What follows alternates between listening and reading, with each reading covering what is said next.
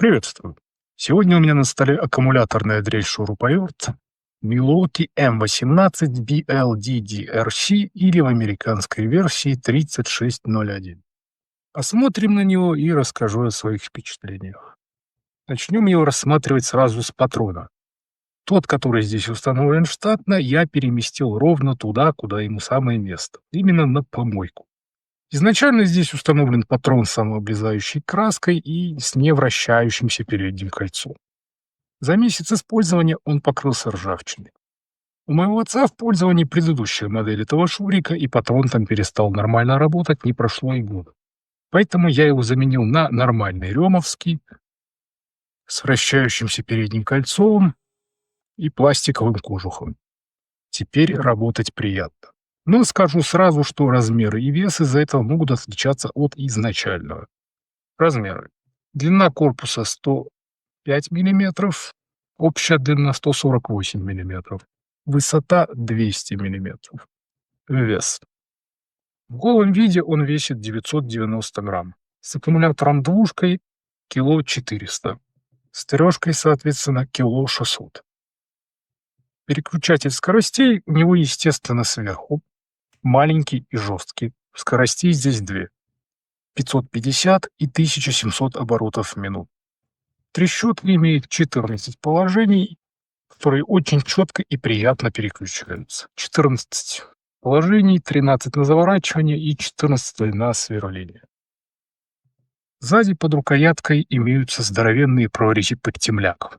Если их потрогать, хочется вот прям напильничком доработать. Спереди подсветка. Тут все хорошо. Светит куда надо при оснастке любой длины. В комплекте с ним, естественно, шли крючок для подвеса на пояс и держатель бита, который я где-то посеял, поэтому не покажу.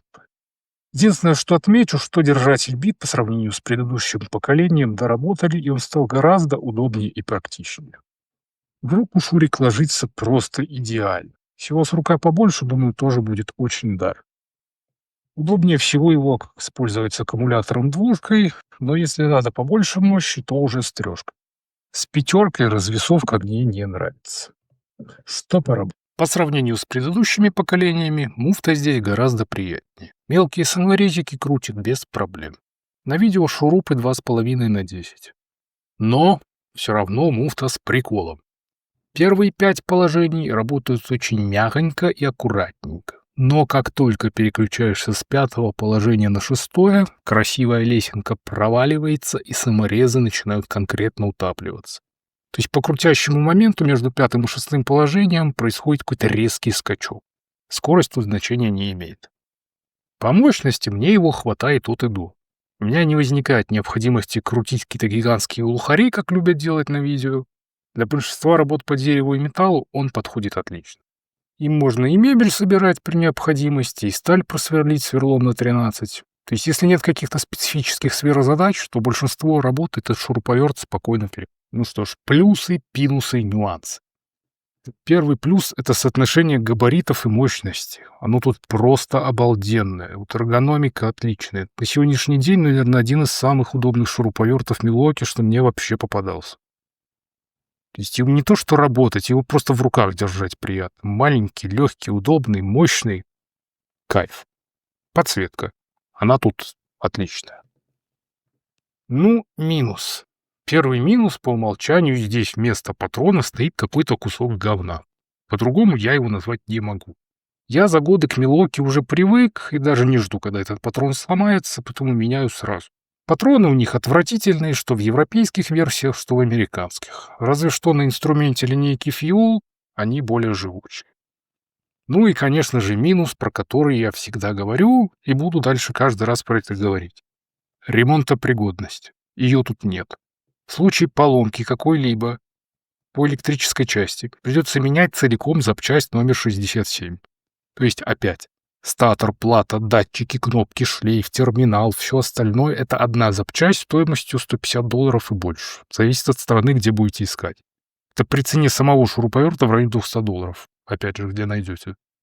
Как по мне, это просто... Почему вообще заостряю на этом внимание?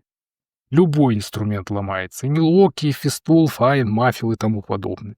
Если инструмент не стоит на полочке, то рано или поздно придется его обслуживать и ремонтировать. Здесь же купил, поработал, выкинул. То есть для недорогого инструмента с маркетплейсов эта схема привычная, но для брендового инструмента это что-то странное. Что в итоге? Это очень удачный шуруповерт с отличной эргономикой, классным балансом. То есть если нужен компактный, мощный и удобный инструмент, это один из тех вариантов, которые просто берешь в руки и работаешь. Сейчас стало модно рассказывать про китайский убийца Макиты, убийца Милуоки за 5 копеек не хуже. Давайте честно. Если взять китайца на 60 ньютонов, он будет больше. Не говоря уже про качество пластика, подгонку, работу, баланс и так далее. То есть, да, крутить они могут, но по ощущениям и качеству это разные лиги. Вот эту штуку я спокойно могу рекомендовать. На этом, собственно, и все. Всем удачи.